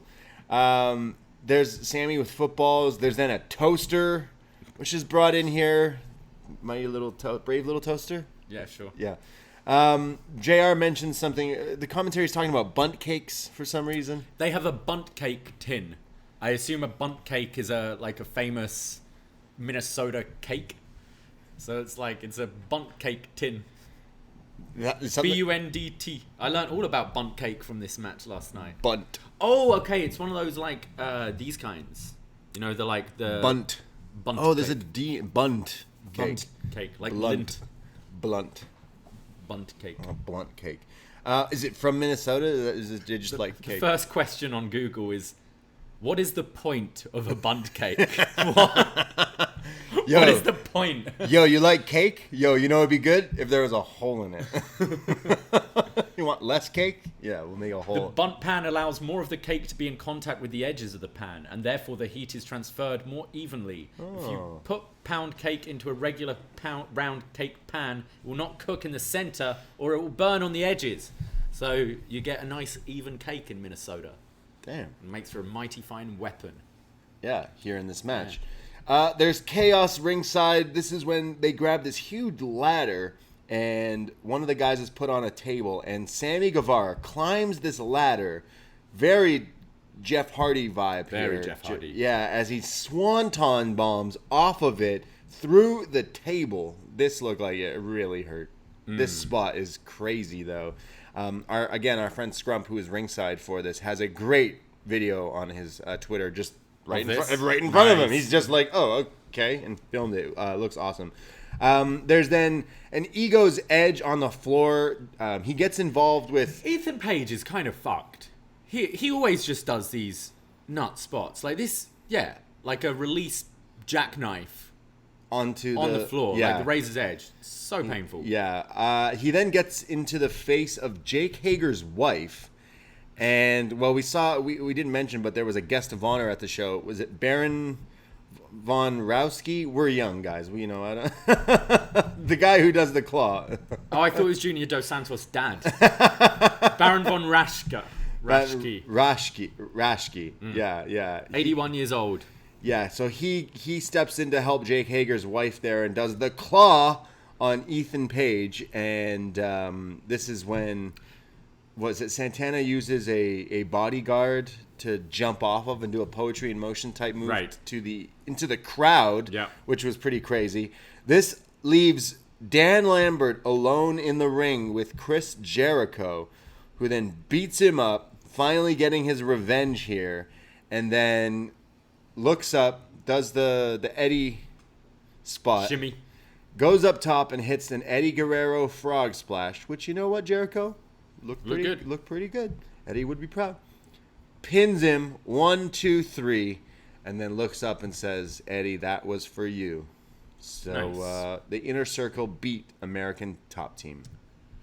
I think this was definitely on the lower end for me of the night, but I think it was kind of needed. I think you needed something just ridiculous and fun before the main event to kind of bring you down a little bit. I think this was the right choice to go here. I thought the Julia Dos Santos and Andrei Arlovski didn't look out of place at all. I thought they were fine in this. There was some fun stuff, not like anything crazy, but I mean, that Swanton bomb was nuts. The Swanton was crazy. That was pretty crazy. That ladder was big. Yeah. Yeah, I think the Cody match and this match maybe could have been shaved off the pay-per-view, but... You could, but, maybe you need... This is the toilet break. Unfortunately, they've got such a great company full of, stars that you're going to have these big names be a toilet break match sometimes. And that's what this was for me. Yeah. You had Jake Hager with his Ray Phoenix-esque double axe off the top as well. That was pretty nuts. Jake Hager doing his best Orange Cassidy splash, just falling with grace. What is it in Toy Story? Falling with style, something like that. But you could have shaved a bit of time off this as well. This was 19 minutes, but I thought it was fine. It's weird for any completists out there. It's like if you've seen this act literally happen with the same tracksuit in TNA with Dan Lambert, and then I'm pretty sure he did it again in MLW. It's like he's been a manager in MLW. It's they keep just redoing it for people who maybe haven't seen it. He's great though. He's not bad. Yeah, I'm kind of over. I think I'm done with it now though. I think it will. I think this is the end of this for a while. I think Dan Lambert might come back in a few months and maybe be with someone else. But I think this act and I think the relationship with Paige and Sky should be over. Yeah, Paige is so good on the mic himself. Yeah, that I don't think make he them needs a tag Lambert. team. Yeah, let them go forward as their tag team. They're better off. Or have go for the TNT. Have he already did. Has he challenged? He's not challenged Sammy, has he? Yeah, he lost. You lost Sammy? Last week, 2 weeks ago. All right, yeah. Fine. Yeah, I don't really know what you do with these guys. I do like them, but I think they're victims of how good this roster is, I think. It's also, like, I don't know. If I want to watch MMA, I'll watch MMA. I don't want to see guys I don't know or really care about. There is a crossover, though. There are so many people. Obviously, there is. But, like, not working for me as a fan. Not for you, no. Yeah. But, like, us getting excited about an Ishii, there are so many people who don't care. Right. Like, we know people who don't watch, they're like, oh, Japanese wrestling? Yeah. No, I don't know who this guy is. But a Junior Dos Santos being in it would be like, wow, that's pretty cool. Yeah. I'm just saying, that's where AEW is good. They are trying to reach out to lots of different... And that's cool. Like, WWE, you know, they try to do some crossover stuff as well. It's just like, instead of watching this guy named Junior Dos Santos almost do a standing moonsault, I'd rather watch, Shida versus Deeb again. Yeah. Or something like that. Like, there's a lot of people in this that I'm just like, this was my absolute smoke break, bathroom break. But I still actually didn't end up hating it. No. So, like... Again, everyone in it did their part. It did its job. Yeah, everyone did its part. But that Sammy Swanton, crazy. And the Claw.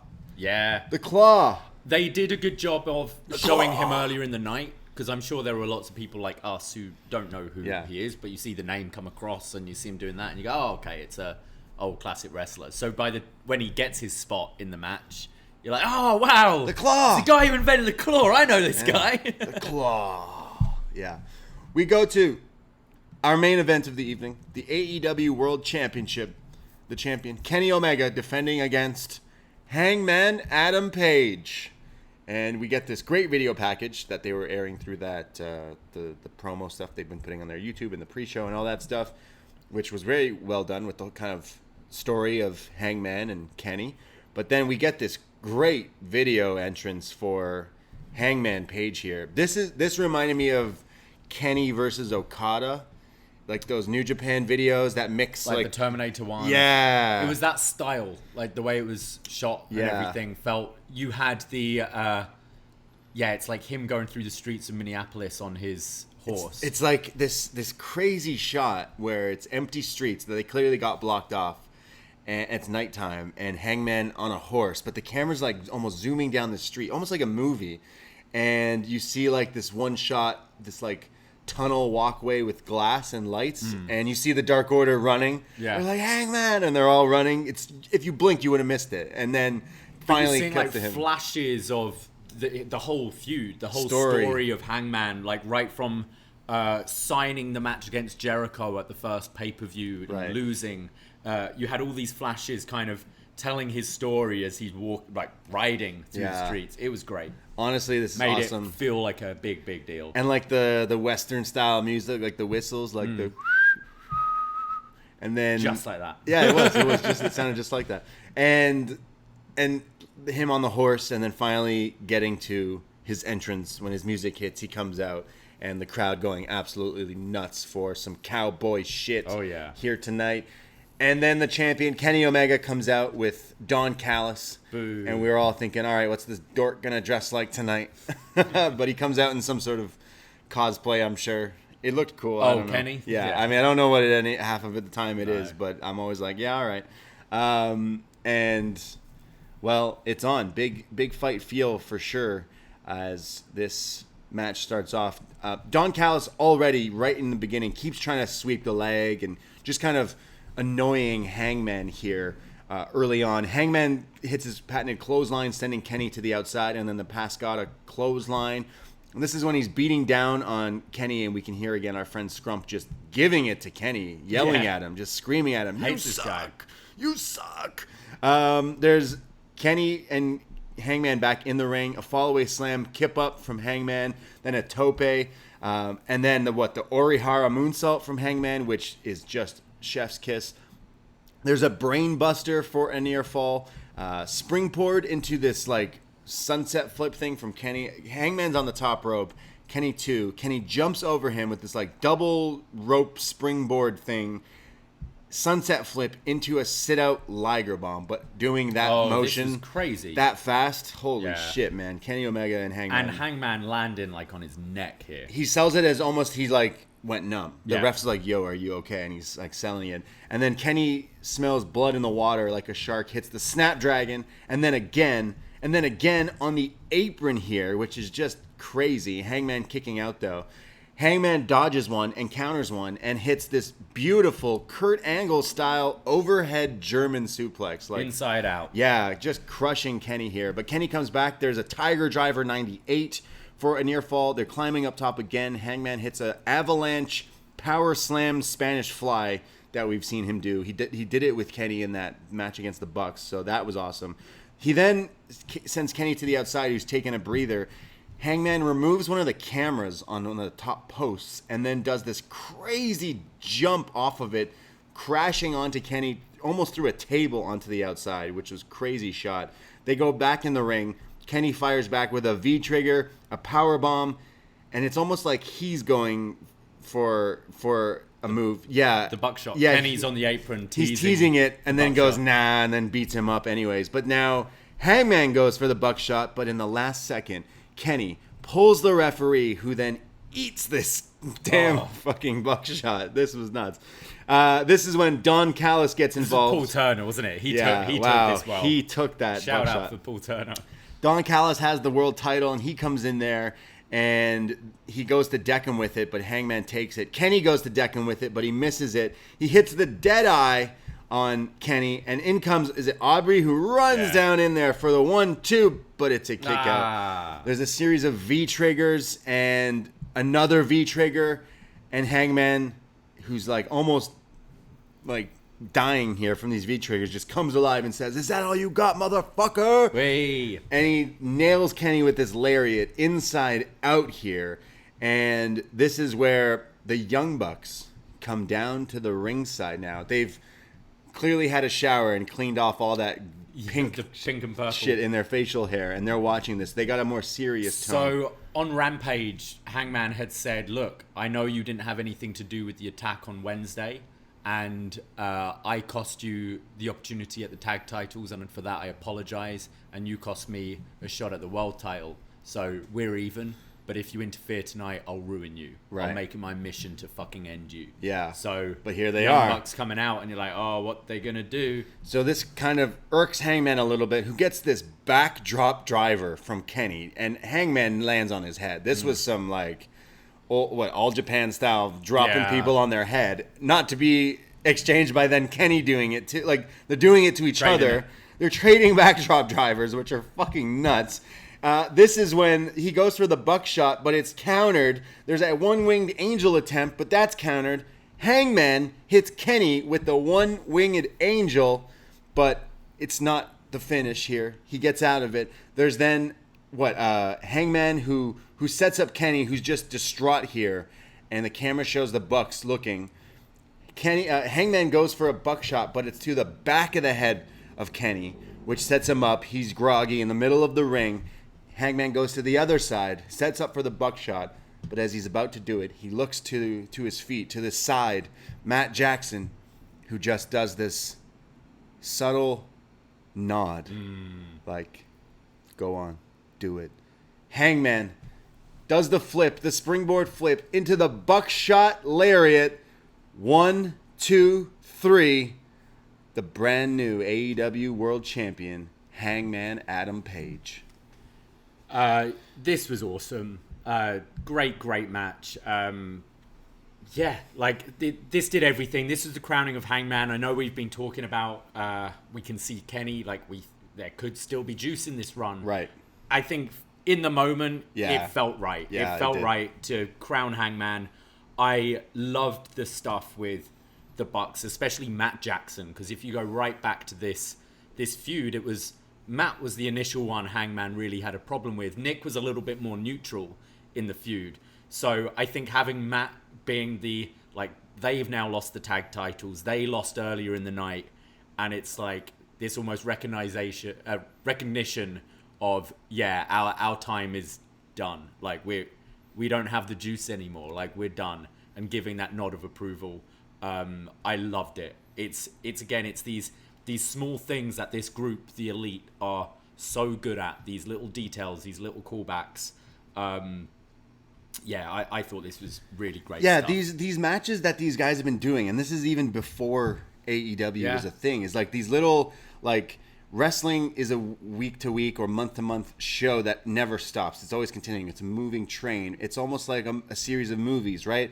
And I don't want to just compare like this stuff to Marvel movies, but there'll be certain things in these movies that will connect to something like way down the line, or something that is so small that like is connected and it continues the story in such little tiny ways and makes people go, well, this means this and all that. It goes back to certain spots of even, what is it, Kota Ibushi almost winning the title. There's like almost callbacks to that I could see. I think it was Kenny who eventually who costed Kota the title like way back, and they're doing like callbacks to even stuff like that. So I'm like, this is crazy. All while there's a guy front row with a sign that says, what would Kota think? Yeah. Definitely trying to get in the head of Kenny there.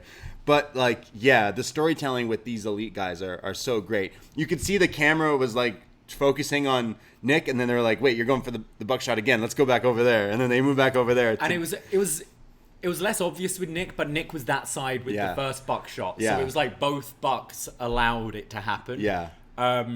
This was exactly the right thing. An awesome moment at the end. You had Hangman celebrating, the Dark Order are on the ramp. Yeah. And he's like, no, you guys come down. You guys come down. So they come down. The Dark Order get in the ring. They give him a beer. Hangman takes the beer.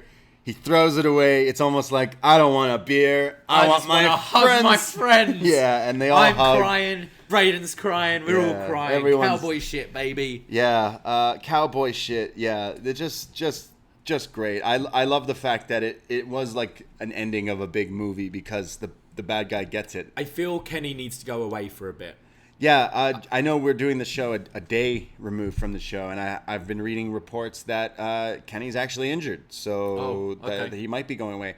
I thought to myself watching him, I'm like, oh, he doesn't look as like jacked as he normally does for his big kind of matches, and apparently he's been actually injured and hasn't been able to kind of get into that shape he's wanted. So that might be how I think some time off would be good. Yeah. I think you can like it makes sense the character who's being on this huge ego trip and has finally like gradually all his titles have been going away.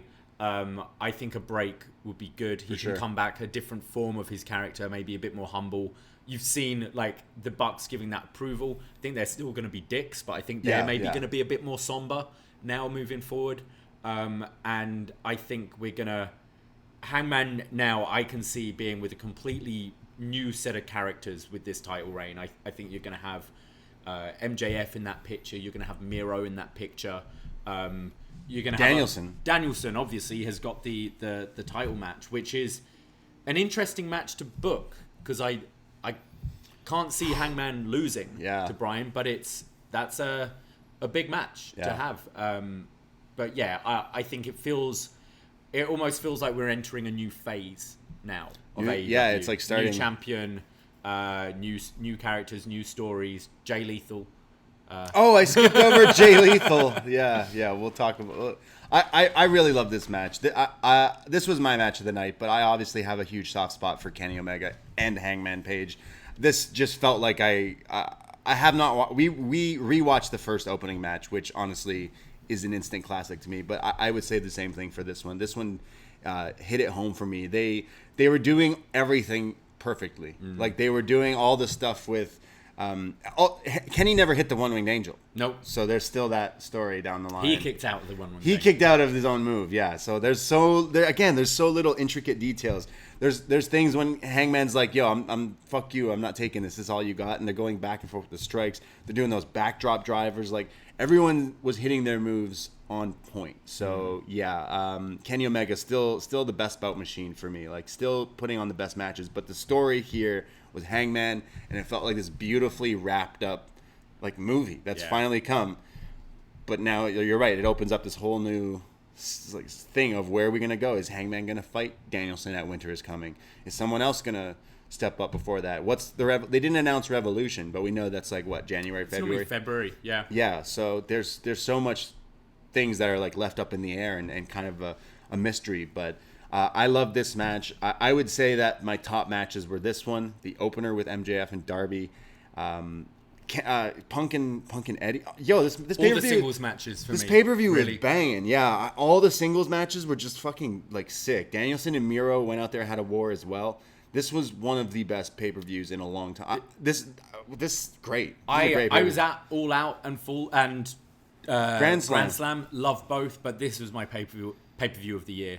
It very well may be. Knocked it out of the park for me. Yeah, they definitely hit it home with this. They're on quite a roll here with their stuff, but absolutely love this story with Hangman, whether it's some of the stuff with the pillar stuff going forward. Again, like MJF can just be a right dick. Like everything going forward is awesome. They did such a great job, and yeah, we have Jay Lethal. Yeah.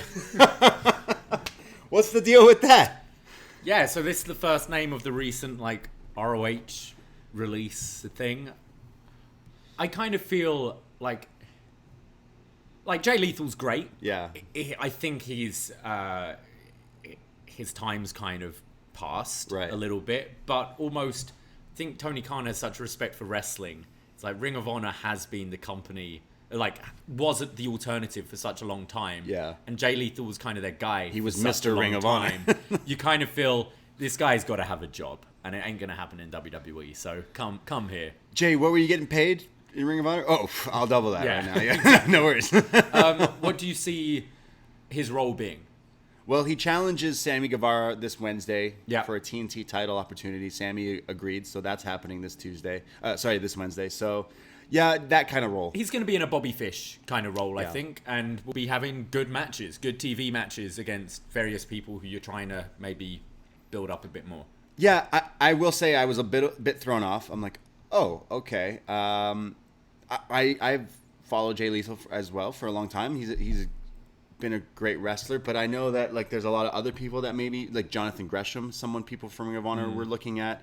I know there's stuff. There's some speaking out stuff involving Jay Lethal, so it has some really? people Okay. like kind of questioning their kind of thing. Like Marty was backstage.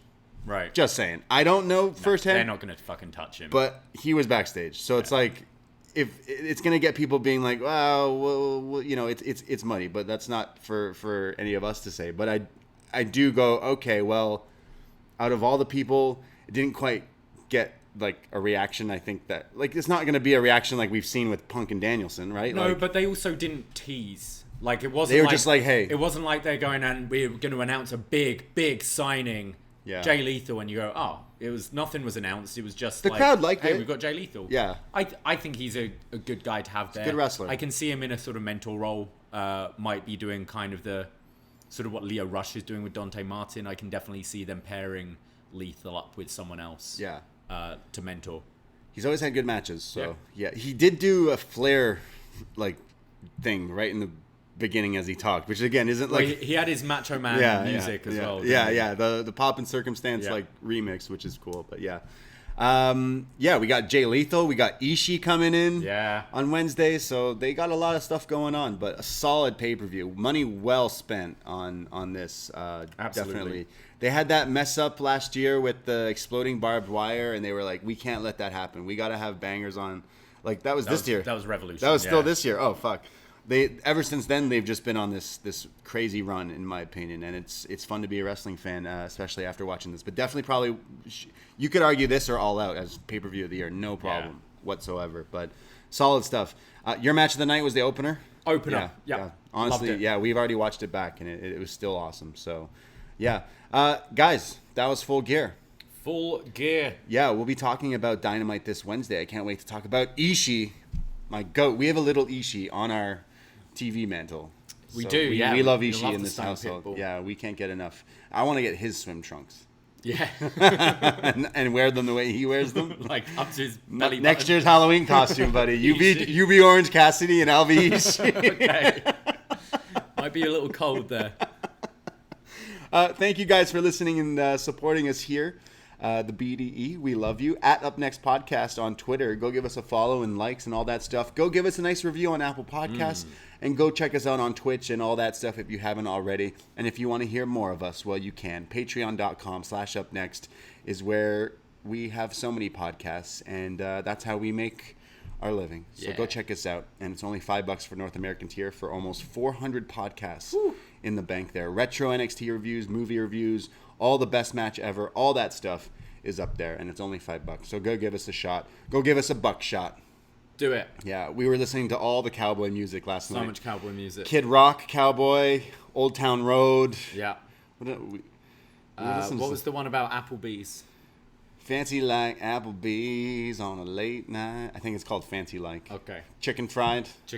All All the country songs. Listening to some Johnny Cash today. I was in all the cowboy shit mood. So I'm going to go watch a Clint Eastwood movie later. I'm fucking ready. Cowboy shit, guys. I myself, Braden Herrington. You can find me on Twitter, Instagram. I am at the Brady. And you can find me at Davie Portman. Take care. Goodbye. Be safe. And shout out Hangman Adam Page. Ahoy!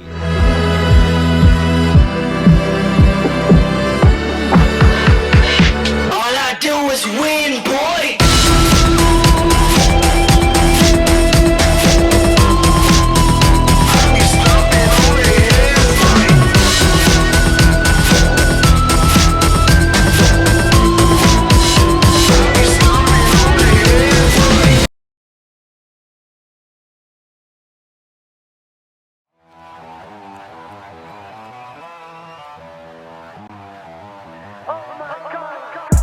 First time in a long time, but it seems like just yesterday when we were side by side. Beast mode, no one's blocking our way.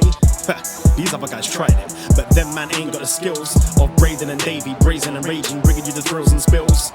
Right here in full gear, about to blow up like TNT. Us man are too sweet, Brady, DVP, the BDElite. Right here in full gear, about to blow up like TNT. Us man are too sweet, Brady, DVP, the BDElite.